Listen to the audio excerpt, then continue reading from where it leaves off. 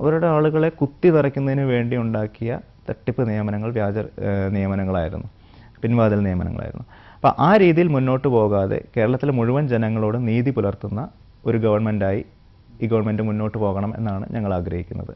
പ്രത്യേകിച്ചും പുതിയ തലമുറയിലെ ആളുകളെ അഭിസംബോധന ചെയ്തുകൊണ്ട് അവരുടെ പ്രശ്നങ്ങളെ ഏറ്റെടുത്തുകൊണ്ട് മുന്നോട്ട് പോകാൻ ഈ ഗവൺമെൻറ്റിന് കഴിയണം. പ്രത്യേകിച്ചും നമ്മൾ സ്മാർട്ട് സിറ്റി പോലുള്ള പദ്ധതികളുടെ അവസ്ഥ കണ്ടു. 5 വർഷം ആ സ്മാർട്ട് സിറ്റി നിസ്സാര തർക്കങ്ങൾ പറഞ്ഞുകൊണ്ട് നീട്ടിവെപ്പിച്ചതിൻ്റെ ഉത്തരവാദിത്വം സ്വാഭാവികമായിട്ട് കഴിഞ്ഞ ഗവൺമെൻറ്റിന് തന്നെയാണ്, മറ്റാർക്കും പറയാൻ കഴിയില്ല.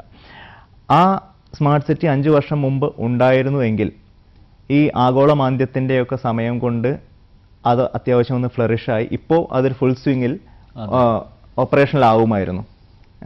ശരിയാണ്. 5 വർഷം വൈകിച്ച് ഇനിയുള്ള 3-4 വർഷം എടുക്കും അതൊന്നൊരു ഫുൾ സ്വിങ്ങിലേക്ക് എത്താൻ. കേരളത്തെ സംബന്ധിച്ചോളം ഈ ഡിലേ ആണ് പ്രധാനപ്പെട്ട. ഡിലേ ആണ്. പല വികസന പദ്ധതികളും തുടങ്ങി വെച്ചിട്ടുണ്ട്, പക്ഷേ ഇവിടെ എത്തിയിട്ടില്ല. അപ്പോൾ ഈ ഉദാഹരണം ഞാൻ പറഞ്ഞപ്പോൾ സ്മാർട്ട് സിറ്റി ഇപ്പോൾ അടുത്ത സമയത്ത് തുടങ്ങാൻ നമുക്ക് കഴിഞ്ഞാൽ തന്നെയും ഇനിയുള്ളൊരു 3-4 വർഷം എടുക്കും അതൊരു ഫുൾ സ്വിങ്ങിലേക്ക് എത്താൻ. അങ്ങനെ ഫുൾ സ്വിങ്ങിലേക്ക് എത്തുമ്പോൾ ഒരു പക്ഷേ അടുത്തൊരു ആഗോള മാന്ദ്യമുണ്ടെങ്കിൽ അതിൻ്റെ റിസൾട്ട് കിട്ടാതെയും പോകും. അതേസമയം ഇതൊരു 5 വർഷം മുമ്പ് തുടങ്ങിയിരുന്നെങ്കിൽ ഇപ്പോൾ ആഗോള മാന്ദ്യത്തിൽ നിന്ന് റിക്കവർ ചെയ്യുന്ന ഈ സമയമാകുമ്പോഴേക്കും അതൊരു ഫ്ലറിഷ് ആയിരുന്ന അവസ്ഥയിലേക്ക് എത്തിക്കഴിഞ്ഞാൽ നമുക്കൊരു വലിയ കുതിച്ചുചാട്ടം നടത്താൻ കഴിയുന്നു. അപ്പോൾ ആ അർത്ഥത്തിൽ കേരളത്തിൻ്റെ ഭാവിയോട് ചെയ്ത വലിയൊരു അനീതിയാണ് സ്മാർട്ട് സിറ്റിയുടെ ഡിലേ. അപ്പോൾ ആ രീതിയിലുള്ള പ്രശ്നങ്ങൾ ഉണ്ടാക്കാതെ ഭരണരംഗത്ത് കൂടുതൽ എഫിഷ്യൻസി കൊണ്ടുവരിക, കൂടുതൽ ട്രാൻസ്പാരൻസി കൊണ്ടുവരിക.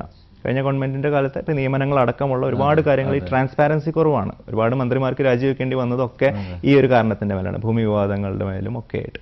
അപ്പോൾ ആ അവസ്ഥയ്ക്ക് മാറ്റം വരുത്തി ജനങ്ങളോട് കമ്മിറ്റ്മെൻറ്റുള്ള ഒരു ഗവൺമെൻറ്റായി ഇത് മുന്നോട്ട് പോകണമെന്നാണ് ഞങ്ങൾ ആഗ്രഹിക്കുന്നത്. അതിൻ്റെ സൂചനകളാണ് നമ്മൾ കഴിഞ്ഞ ദിവസങ്ങളിലൊക്കെ കണ്ടത്. എൻഡോസൾഫാൻ ഇരകൾക്ക് നൽകിയ വർദ്ധിപ്പിച്ച നഷ്ടപരിഹാരം, എൻഡോസൾഫാൻ്റെ പാക്കേജ്, അതുപോലെ തന്നെ പെട്രോൾ വില വർധനയുടെ ഭാരം.